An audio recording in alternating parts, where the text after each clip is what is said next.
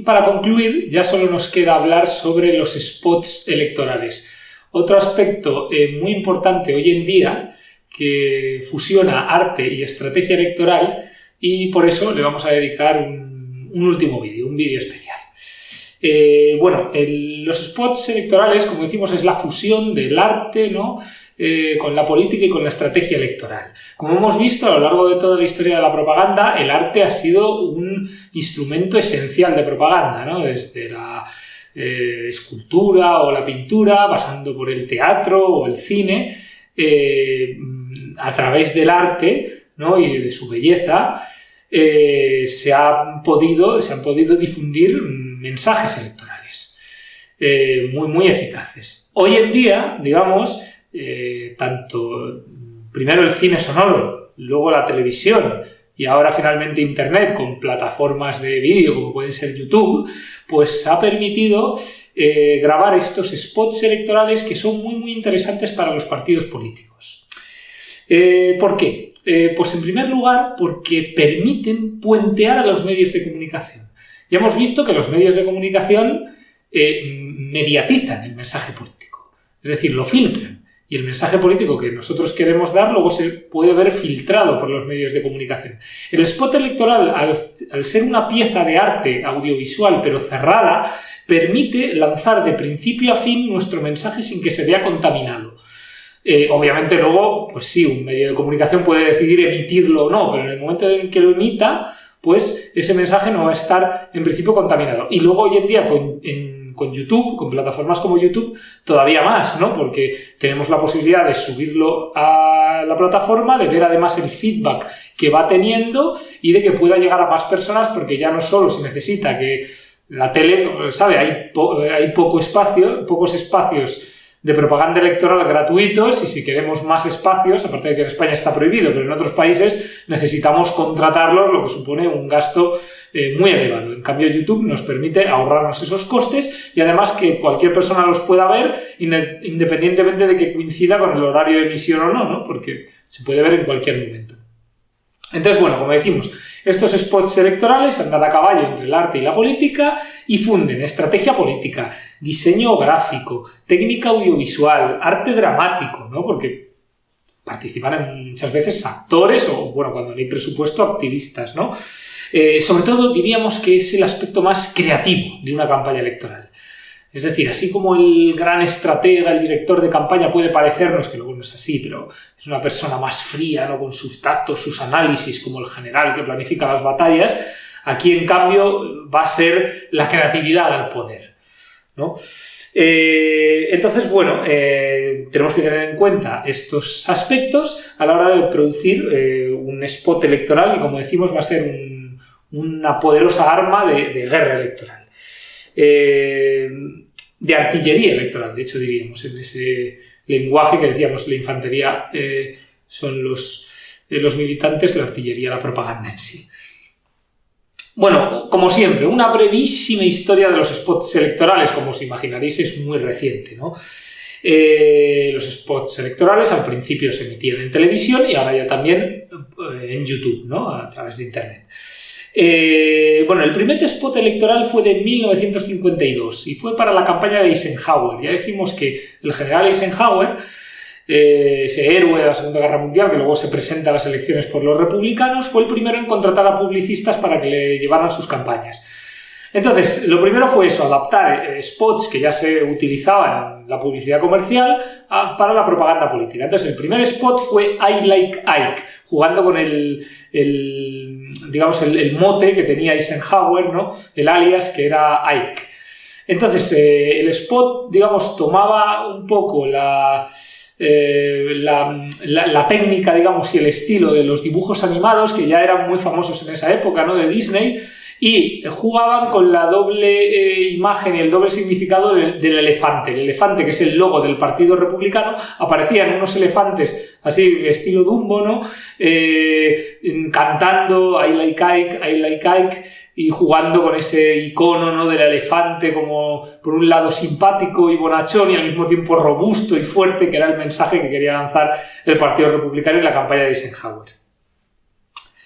Tuvo muchísimo éxito y luego después, en 1960, 64, perdón, asistimos al primer spot con campaña negativa, que fue el spot Daisy, de la campaña electoral del sucesor de Kennedy a la muerte de Kennedy cuando es asesinado, Lyndon Baines Johnson.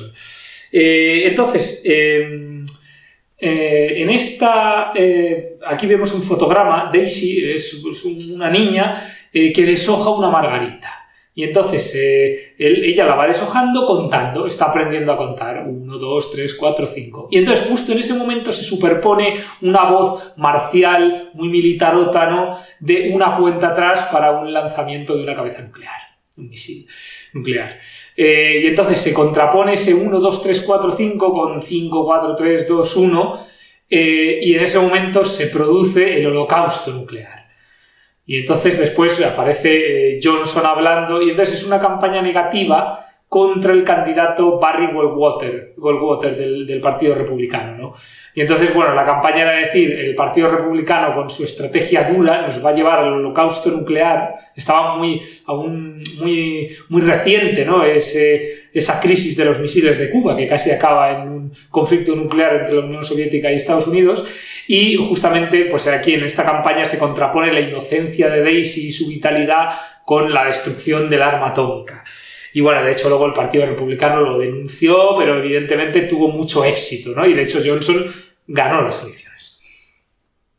Luego ya nos vamos a los 80. Bueno, se siguen perfeccionando los spots, la televisión, como decimos, se consolida, entra ya en cada hogar estadounidense, surge el politainment, ¿no?, el infotainment, y ya destacamos un spot, por ejemplo, de 1988, es decir, más de 20 años después, que es el revolving door, ¿no?, la puerta giratoria, que podríamos decir, pero no en el sentido de que los políticos, como se utiliza hoy en día, ¿no?, de que los políticos consigan acabar su mandato y entrar en el mundo de la empresa, ¿no?, y firmar buenos contratos a cambio de vender al mundo de la empresa privada secretos de Estado, ¿no?, sino en el sentido de la delincuencia. Entonces, digamos que Bush iba perdiendo en los sondeos, el candidato demócrata, que en ese momento era Dukakis, iba ganando, pero detectado su equipo de campaña que tenía un fallo, que era que sus propios electores veían que era demasiado permisivo, porque como gobernador en su estado, ¿no?, en Massachusetts, creo recordar que era Massachusetts,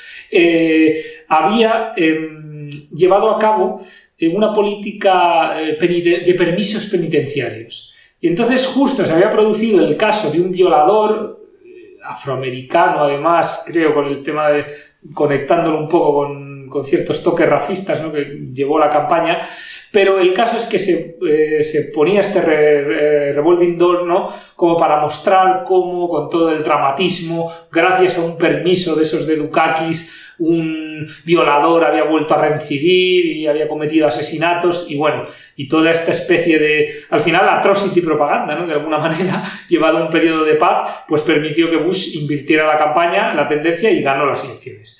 Luego ya, pasada la Guerra Fría, en el año 93, asistimos a otro spot muy interesante, que es el Read My Lips de Clinton, ¿no?, en el que Clinton utiliza en su propio beneficio una frase del contrario para mostrar su propaganda económica a través de un mensaje positivo de, bueno, ya ha caído el telón de acero, toca ocuparse del bienestar estadounidense, y con un programa progresista, demócrata, ¿no?, dice read my lips, y finalmente enlazando con esa campaña exclusivamente económica que se resumía al eslogan que os sonará de Is the economy stupid?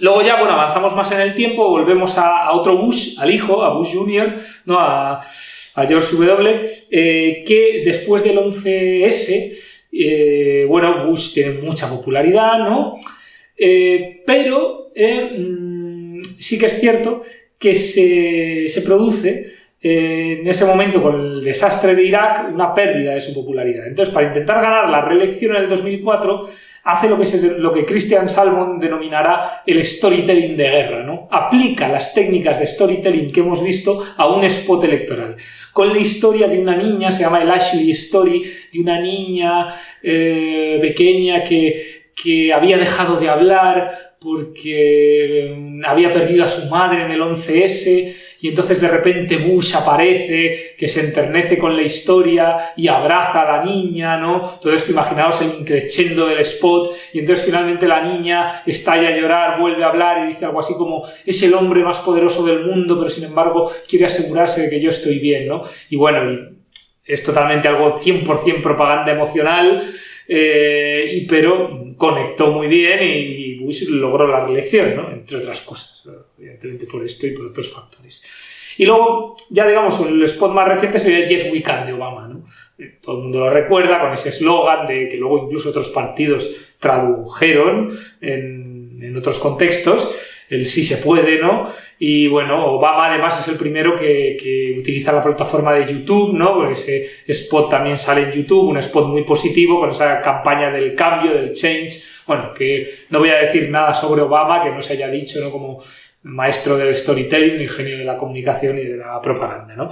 En España, bueno, somos más modestos y como siempre los spots llegaron más tarde, pero bueno, destacaríamos, por ejemplo, en la transición los spots eran muy fijos, aún a plano fijo, muy estáticos, pero luego fueron desarrollándose y modernizándose. Por ejemplo, destacaríamos el célebre vídeo del Doberman en 1996 de la propaganda contra el Partido Popular que hizo Felipe González, en la que se utilizaba publicidad subliminal. Fue un escándalo, ¿no? Porque la publicidad subliminal está prohibida, pero bueno, el spot, pues aunque luego se denunciara, pero salió. Aunque hay que decir que era una publicidad subliminal un poco burda, porque es cierto que no era tan subliminal, o sea, el Doberman se le veía claramente.